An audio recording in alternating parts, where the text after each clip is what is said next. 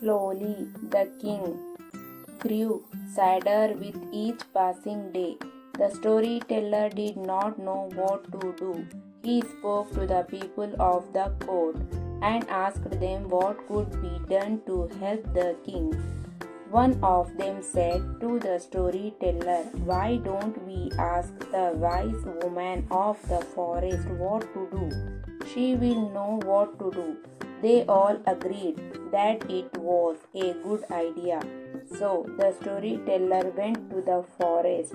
He told the wise woman of the forest that he had run out of stories for the king.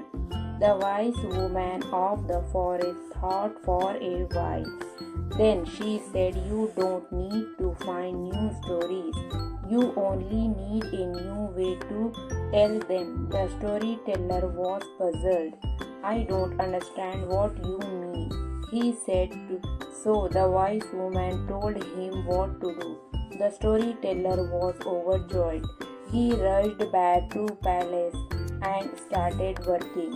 The king called the storyteller and asked him, "Did you discover any new stories? Please have patience.